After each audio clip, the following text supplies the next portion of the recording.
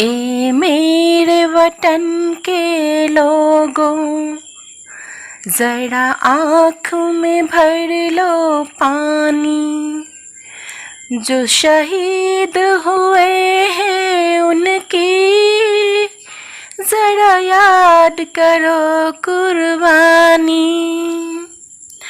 My dear students, from your Honeydew book, we have glimpses of the past. Lesson for class 8.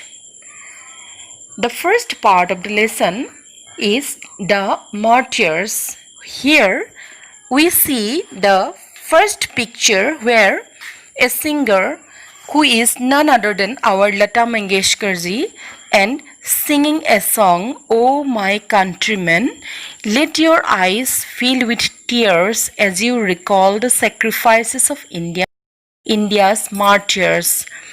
And then we see there are many martyrs pictures. So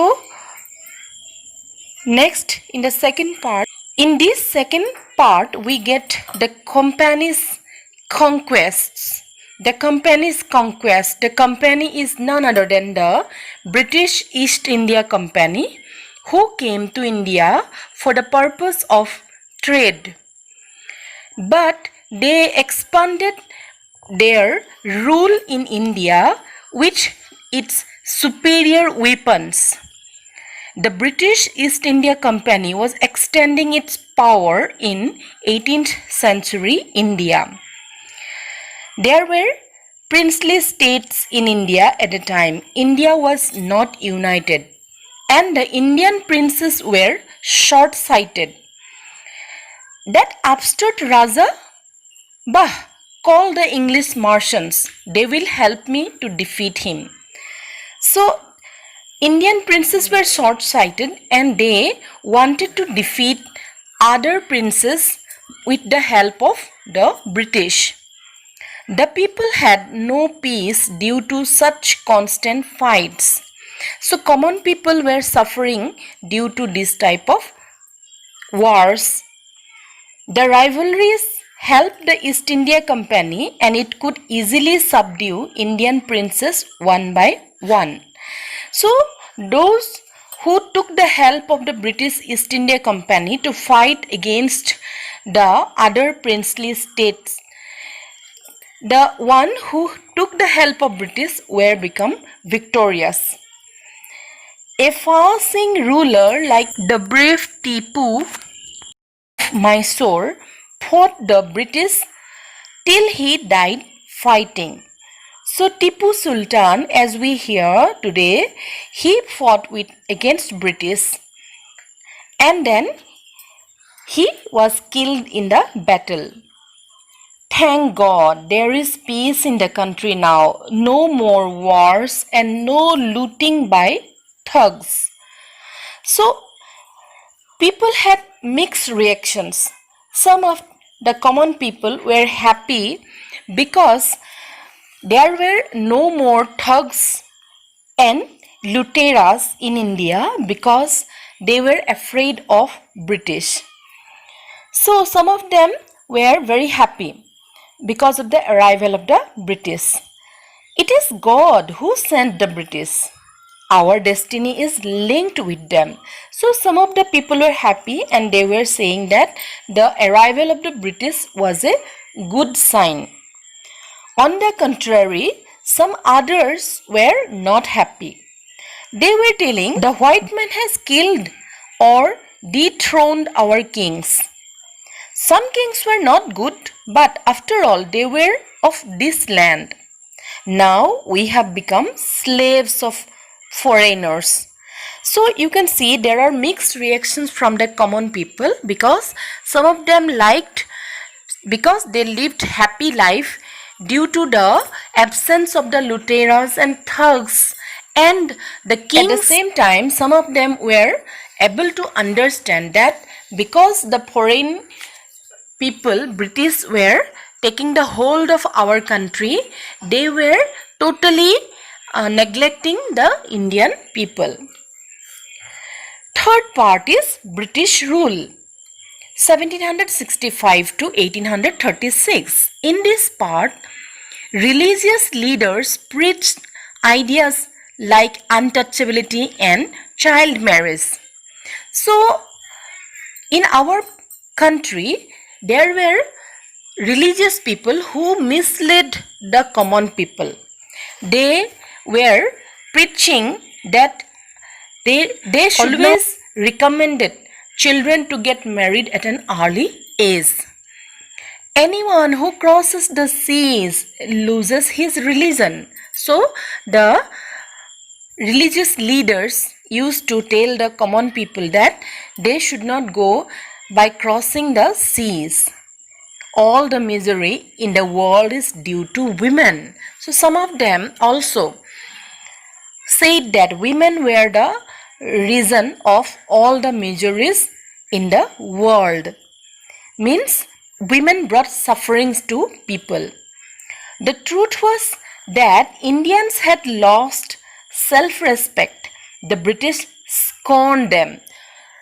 Indian people did not have their dignity at the time.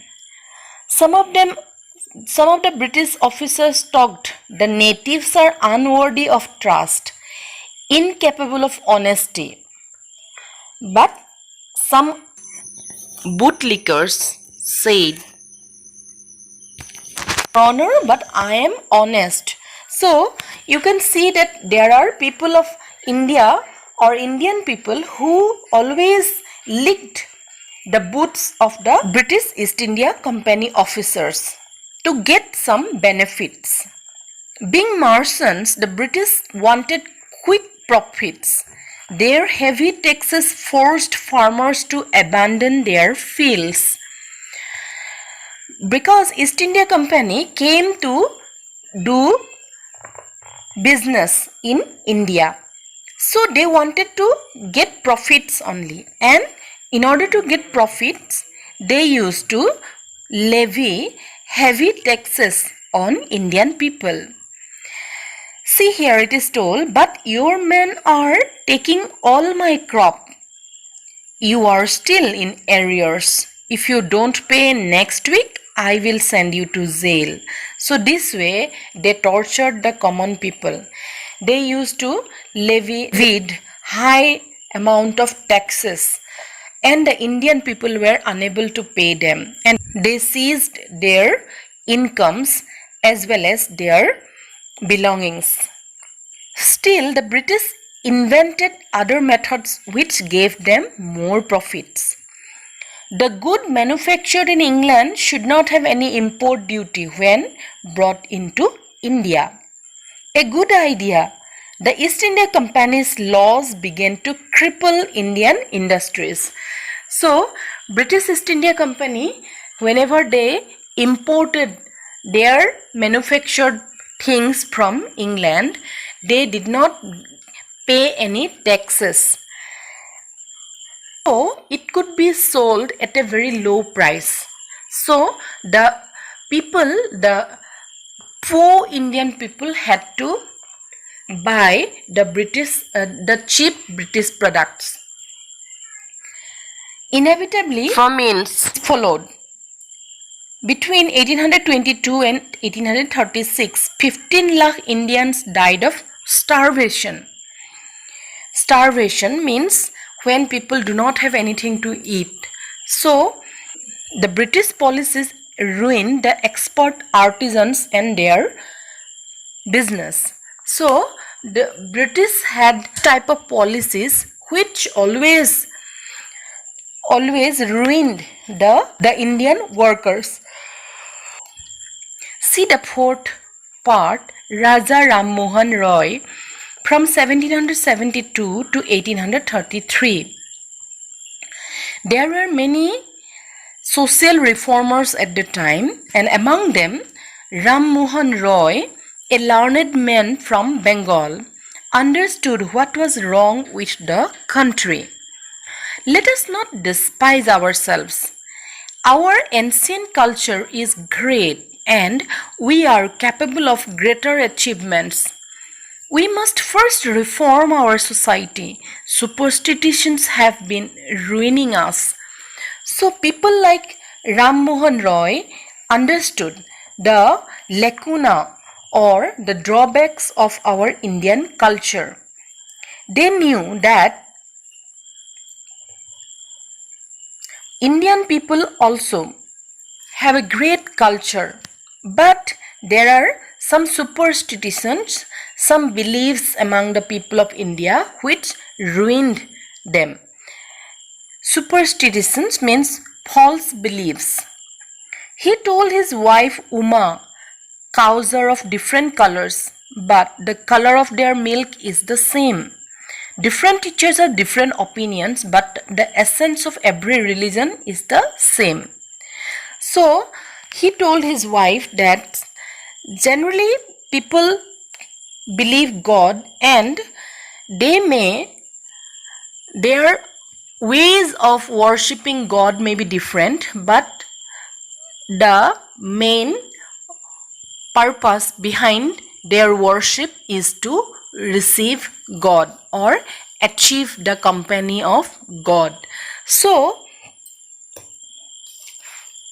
he was attracted by science and modern knowledge. Knowledge should be practical and scientific. He started newspaper. The suspicious British stopped them in 1823.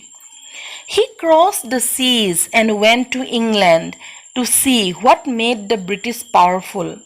There he told them, "We accept you as rulers and you must accept us as subjects.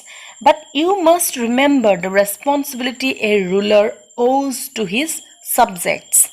The meaning is that Indians may accept the British as their rulers, but British also in return do their duties in order to improve the lives of the Indian people. Next part is oppression. But the British continued to oppress Indians. In 1818, they had passed Regulation 3. Under it, an Indian could be jailed without trial in a court. Innovative rules were made by the British in order to give punishment to the Indian people. And they made the Regulation 3 in which any Indian could be put into jail without any trial. Trial means finding out through legal process whether a person is guilty or not. So without observing any trial, any Indian could be put into the jail. All the time, British officers in India drew big salaries and also made fortunes in private business. By 1829, Britain was exporting British goods worth 7 crore rupees to India. Governor General Bentinck reported back home, "The bones of cotton weavers are blessing the plains of India." The British prospered on the company's loot while Indian industries began to die. Next part is dissatisfaction. Education in India was in Persian and Sanskrit. In 1835, an Englishman named Macaulay suggested a change. "We should teach the natives through the English language." I agree. English education produced clerks to whom the British gave petty jobs under them. Incidentally, it also produced a new generation of intellectuals. We must educate our brothers and try to improve their material conditions. For that, we must convey our grievances to the British Parliament. So, under the initiative of Macaulay, Indian people were beginning to learn English language, and through English education, a group of clerks were produced, but together with that, A new generation of intellectual people who had Western knowledge also were produced. And those people understood what to do in order to improve the condition of our Indian people. By 1856, the British had conquered the whole of India. They cared little about the needs of Indians. Our kings have become puppets and we have lost our old jobs and lands. They are converting our brothers. You only talk, do something to drive them out. So these were the responses from the common people who were suffering due to the British. Seventh part. Taxes continued to ruin the peasants. In Bengal, the Santals who had lost their lands under new land rules became desperate. In 1855, they rose in rebellion and massacred Europeans and their supporters alike. Discontent was brewing in the East India Company's army too. The white soldiers get huge pay, mansions to live in servants, while we get a pittance and slow promotions. The Angrez ask us to cross the seas, which is against our religion. Who is the topiwala to abolish our age-old customs? We must drive out these Angrez. Sepoy Mangal Pandey attacked the adjutant of his regiment and was executed. Thousands of other sepoys revolted. They were stripped of their uniforms, humiliated and put in irons. Few Englishmen had cared to understand Indian customs or the people's minds. Oh, proud Brahmin soldiers, do you know that the grease on the bullet you have to bite is made from the fat of cows and pigs? What? The white man has deceived us too. Soon, chapatis were sent from village to village to tell the people that their emperor would want their services. Yes, all my village men will be ready. Similarly, lotus flowers circulated among Indian soldiers. Death to the foreigners. The masses gave all help and shelter to the patriots. Revolt in 1857. Then there was a violent outbreak at Meerut. The sepoys marched to Delhi. Long live our Emperor Bahadur Shah. The rebellion spread wider. Many landlords had lost their lands because of the British policies and they were sore. The white man's rule must end. Yes, we will help you. Part 9. The fight for freedom. Many former rulers like Begum Hazrat Mahal of Lucknow were bitter. The white man has taken away my kingdom. Popular leaders like Maulvi Ahmedullah of Faizabad told the people, "Rise, brothers, rise! The Angrez is ruining our land." They joined the upsurge against the foreigners. The people rose everywhere in Bareilly, Kanpur and Allahabad. Azimullah Khan told Tatya Tupi, "We should have Peshwas Nana Sahib as our leader in this war of independence."